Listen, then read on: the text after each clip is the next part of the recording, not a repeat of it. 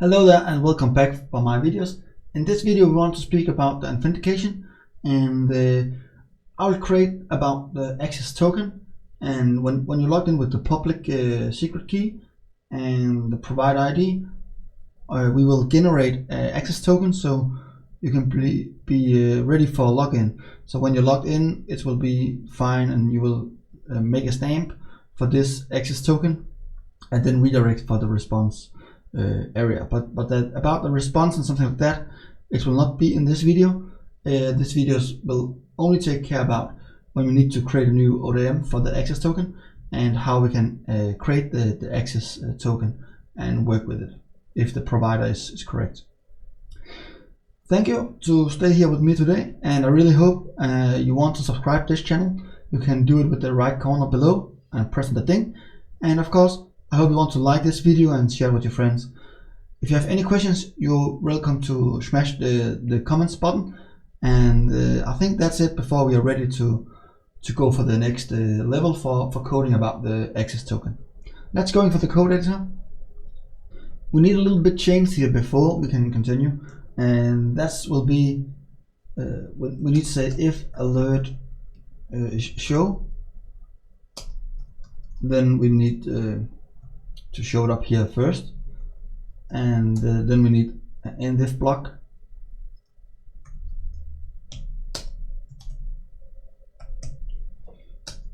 And inside here we can create a class so we know which class we want to show.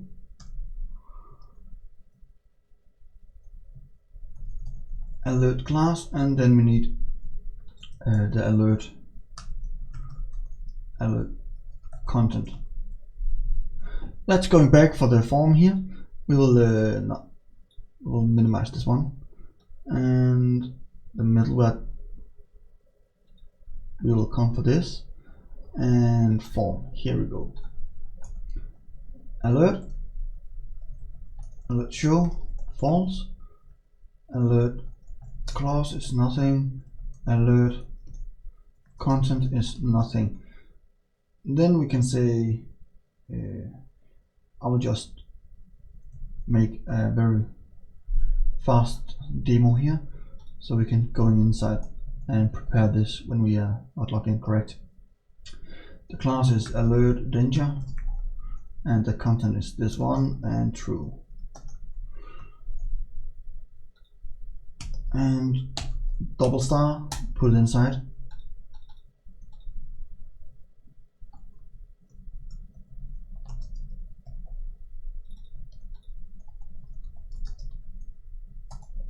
And then the content. Let's go in for the browser here and see what happened. We have it still. I'm going back to comment this out. We should be hiding this, and that's working perfectly as we expect. So let's go in for the back for the provider here, the middleware. We're working a little bit more with the middleware inside the Flask from Python, and in this section we will take care about if we need to take care about the public check. And the public check, it's only if it started with form. That's meaning we can have them sign up, we can have them sign in, lost password, everything like that. If we just keep it on form, then it will be no problem, and we will look about the check for the access token and everything like that.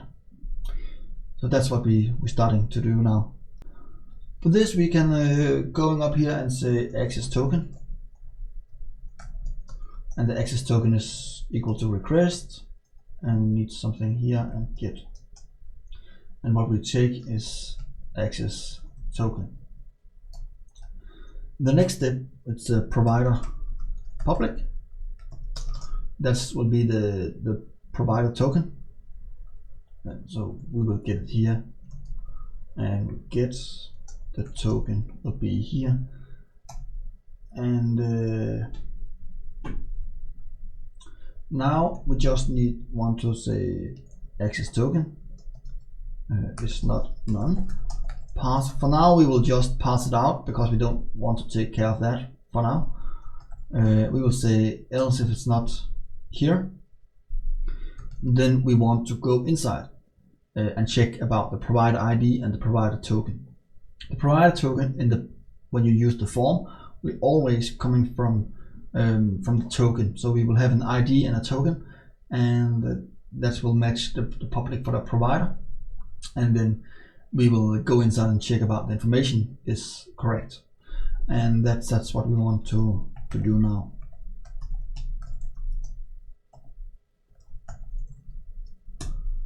And we will take here and say malware provider check. Provider check prepare. Then we will use the try, and we'll go into provider. It's equal to ODM provider here, and objects get. And what we are doing now is say the primary key is equal to provider ID, and then we need the secret key public is equal to provider public. And then we see what's happening here. Middleware provider, provider check, exist and ready.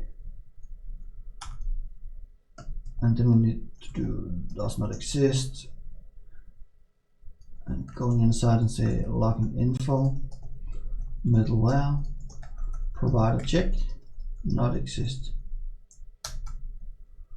We just say provider not found based on provider ID and public key. That's the log message we get. And what we do is we're sending the response back, and we use the forbidden.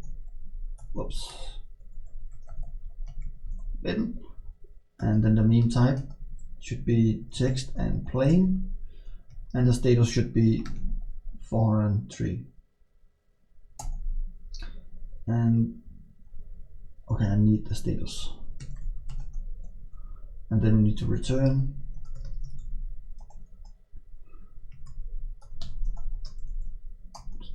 and then we go should be here. And then we basically just need access token here, just say demo, and then we say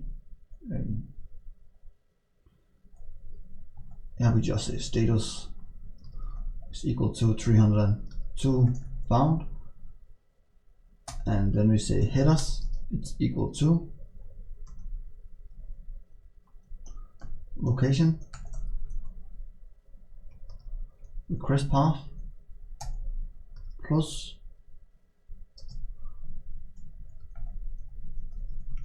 access token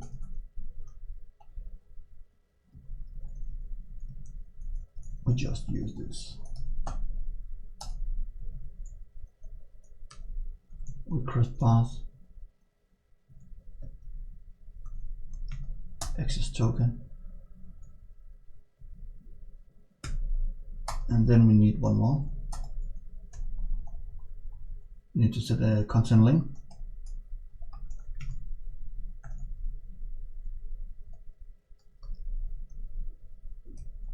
And then we are ready to test this. So say start response, it's equal to status, headers, and then return nothing. So now if the provider key will exist, then we will send it with the access token for the new path, because then we will go inside here, and else we'll get forbidden. So let's go for the browser for now. We will be forbidden. No, it's an error, and that's probably some cases I have forgotten. It's probably because we are hitting up here and we don't have anything. So let's see what's happening here. Start response, and res is equal to response found. Now I think we need to go down and see what's happening. it should be down here, so I don't need that. Just be pass. So that should be correct. I'll just see what. It's not an object ID.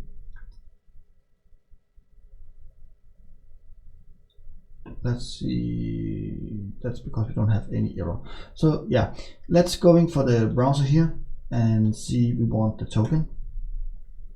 We're going back for the Mongo database, and we have the provider. The first one should be the provider ID, and copy the value. ID is equal to, and let's see how the response will be. We are forbidden, and then we need the token, and we're still forbidden. Let's go up and see what is the public. That's the account, so that will never work. The public token here, and still forbidden. So let's go inside and see the ID here.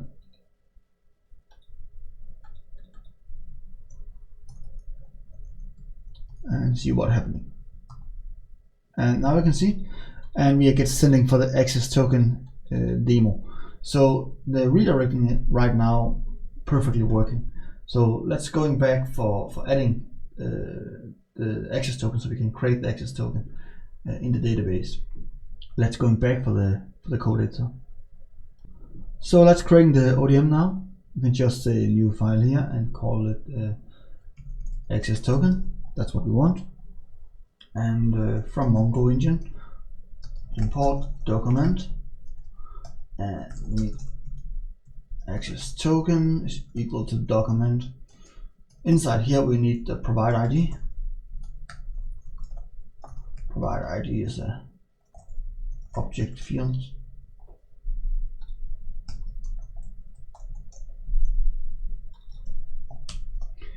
And then we need the access token, and the access token is a string field.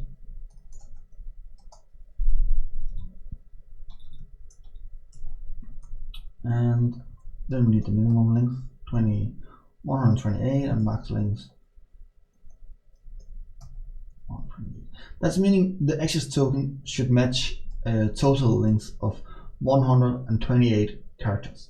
If not, then we get an error, and I'm using it to generate a new public access token when you request. That's meaning if we have a login page from anywhere, we use this system and going in with the provider ID and provider public token, then we will generate a directly access token for this provider. And it will having an expired time, and it will have an updated time, and it will having a created time.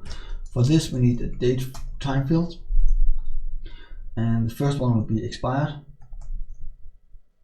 at.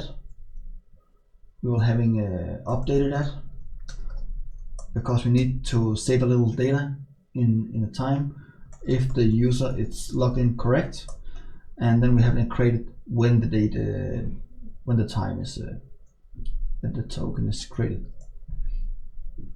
And that's the ODM. We don't need anything else, so let's go in for the next one. The next one will be in the library. We need an access token too,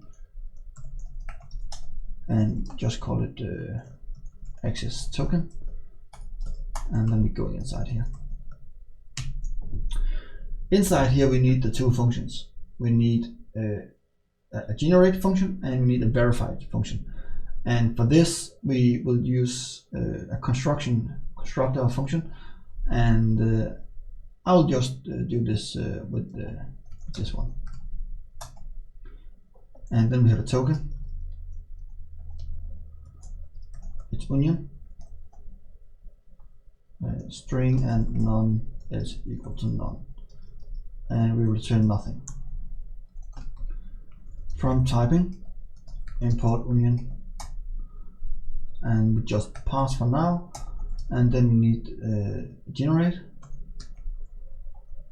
and inside here we need the provider ID, should be a string, and what we are sending back, it should be a string.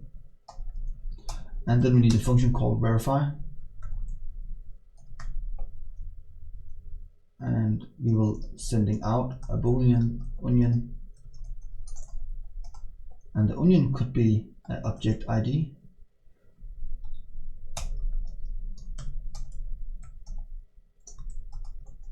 Could be an object ID, or it could be none, and that's what we prefer to do. And for now we just say pass. Right now we first interesting to make a generate function here to say if it's correct or not correct, and then just generate a new token with the 128 characters. And then when we generate this one, we want to return the access token so we can send it for the next step. You see before in the web with the web browser, and that's what we want to do now. In the next video, we will create about how we can verify this token. So if it's expired, then it will be blocked. Everything. I will not do it in this video. Then this video will be too long, and you probably don't want to watch it to end. That's true, but that's how it is. And if you want to see the next one, I really hope you stay with me and subscribe to this channel. But for now, we just create a generate token. So the next step in this code will be if the token is not none, then we need to say pass. We don't need it for this one. Else we want to say self access equal to, and then we need from ODM access token as ODM access token, and that's what we want here.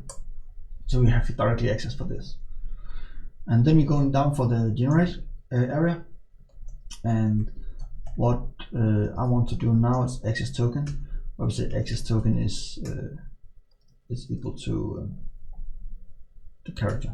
We need to join, and I want to import random and import string.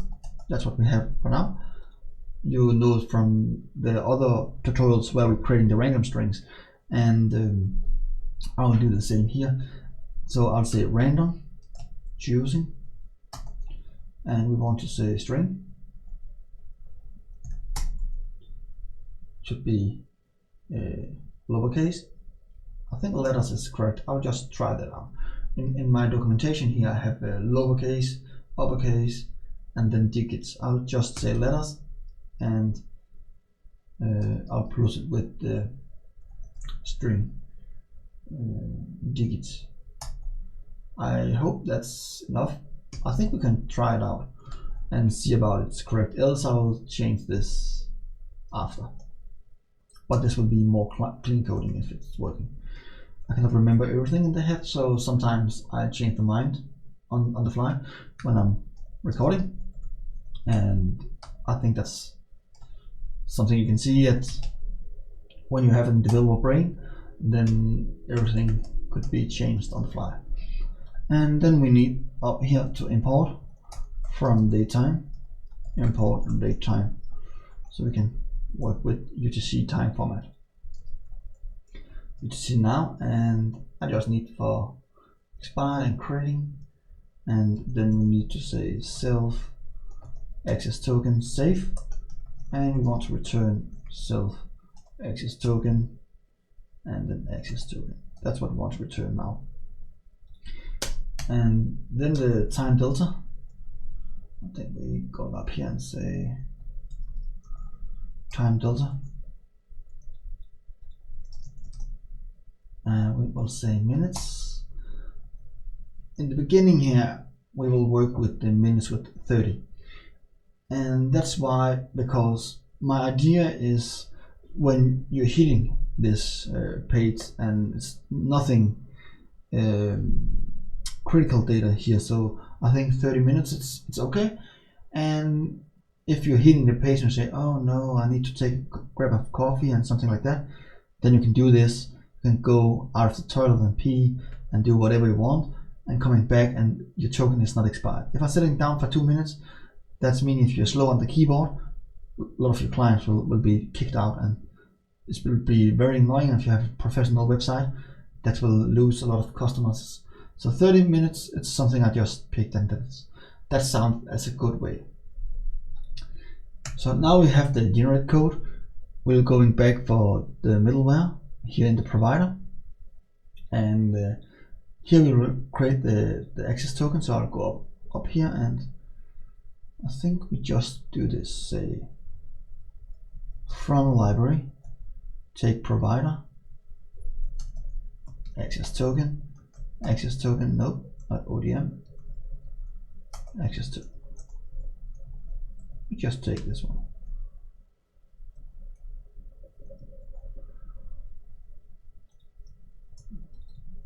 And then we're going down.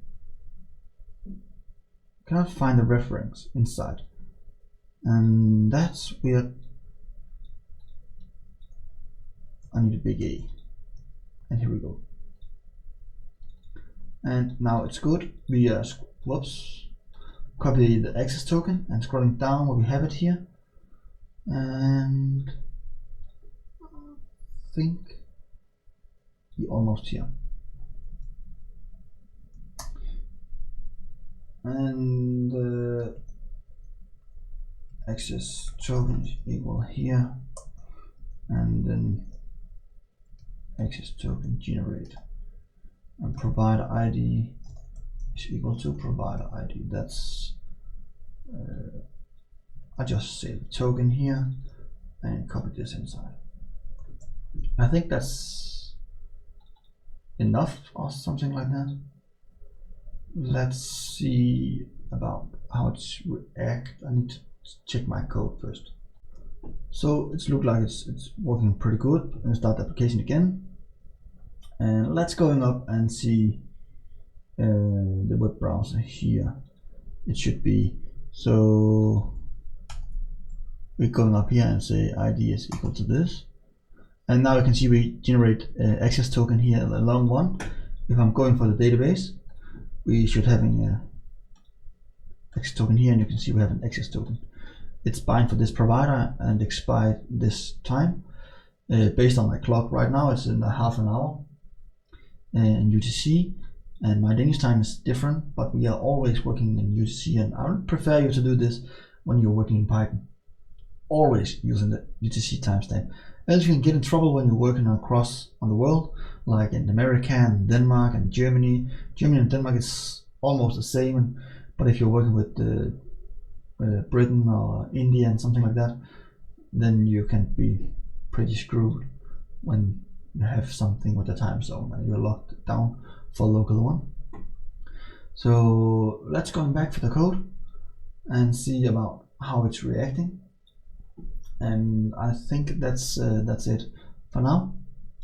Yeah, that's it for now, and you have congratulations. You have creating the part about the authentication token, and now it's creating a token if you hit in with the right provider ID.